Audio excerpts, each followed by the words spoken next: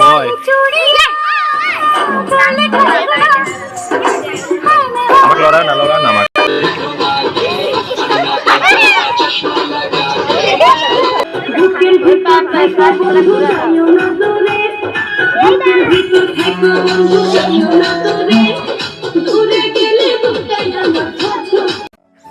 Hello viewers, আজকে আবার চলে আসলাম একটি ইন্টারেস্টিং ভিডিও নিয়ে।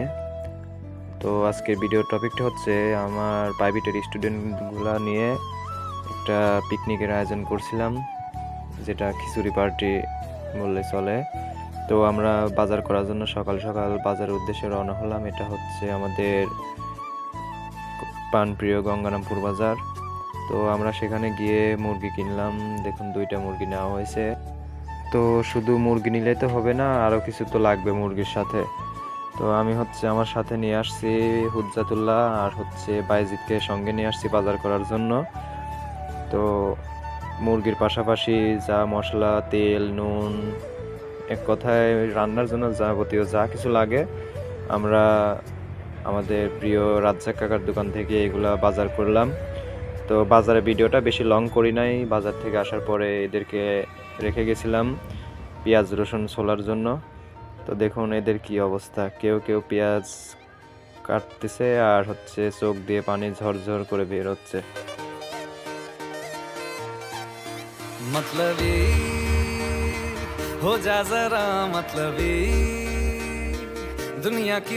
আসলে আমি ওদেরকে বলছিলাম যে তোমরা তো এখন ছোট, বড় হলে অন্যের বাড়িতে গিয়ে কাজ করা লাগবে, তো কার কতটুকু কাজের দক্ষতা সেগুলো দেখাও। এটা বলার সাথে সাথে সবাই প্রতিযোগিতার মতো করে কাজ করতেছে। তো পেঁয়াজ কাটাকাটির কাজ করা শেষে রান্নার জন্য যে চুলা লাগবে আমরা 2-3 জন মিলে সেই চুলাটা কাটা শুরু করলাম।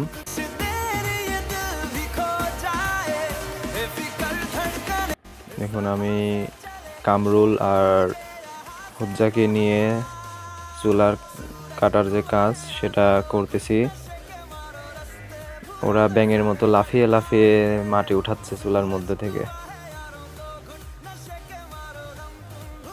তো বন্ধুরা, ভিডিওটা শেষ পর্যন্ত দেখার জন্য সবাইকে অনুরোধ রইল, ভিডিওটা সবাই শেষ পর্যন্ত দেখে যাবেন।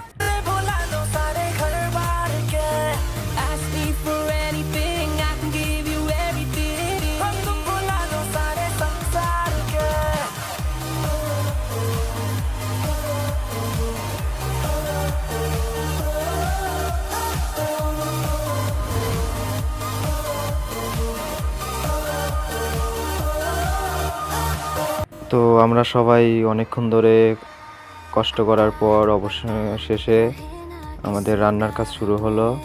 তো আমাদের রান্নার দায়িত্ব দিয়েছিলাম নাহিদ কাকার উপরে। নাহিদ কাকা প্রথমে চুলার উপরে মাংস বসিয়ে দিয়েছে। তো দেখুন আমাদের মাংসের কালারটা কি সুন্দর আসছে।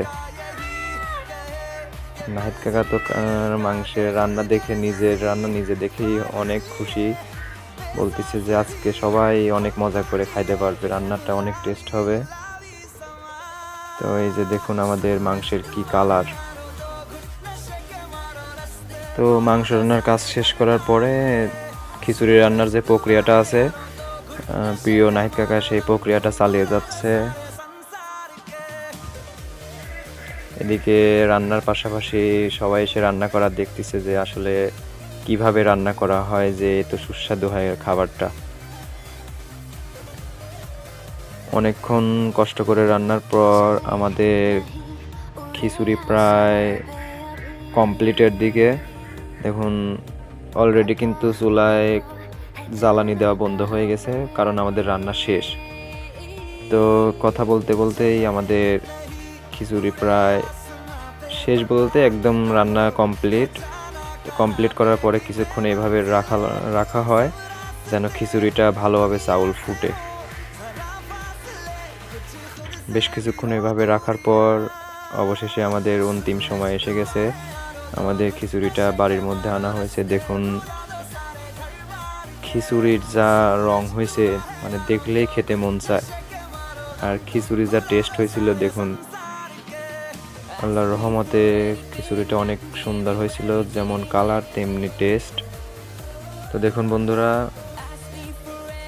আপনাদেরও সবাইকে একদিন এইভাবে নিমন্ত্রণ দিয়ে খাওয়াবো, তবে সেটা আমার বিয়ের দিন ইনশাল্লাহ। তো ওদের এখানে রেখে গেছিলাম যে তোমরা অপেক্ষা করো, আমি ভিতরে সব কিছু আয়োজন করি। তো এই যে দেখুন, ওরা সবাই এখানে অধীর আগ্রহে দাঁড়িয়ে আছে যে কখন ভিতর থেকে আমি ডাক দেব, সবাই দৌড়ে ছুটে যাবে ভিতরে।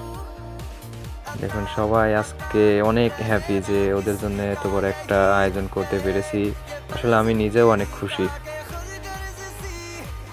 অবশেষে দেখুন আল্লাহ তাআলার অশেষ রহমতে সবাইকে নিয়ে একসাথে বসিয়ে খাওয়ার আয়োজনটা করতে পেরেছি।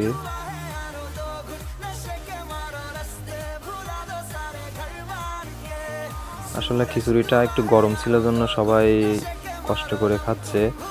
আর হ্যাঁ, আপনাদের জন্য একটা কথা, এটা তো পার্ট 1। আপনারা যদি এটা আসলে বলা হয়নি, এই খাওয়া দাওয়া শেষে আমরা একটা সঙ্গীতের আয়োজন করছিলাম, নাচের। তো আপনারা যদি সেই নাচের ভিডিওগুলো দেখতে চান তাহলে অবশ্যই কমেন্টে জানিয়ে যাবেন। আপনারা যদি বেশি বেশি করে ভিডিওটা শেয়ার কমেন্ট করেন তাহলে পরবর্তীতে নাচের ভিডিওগুলো আপলোড করবো ইনশাল্লাহ।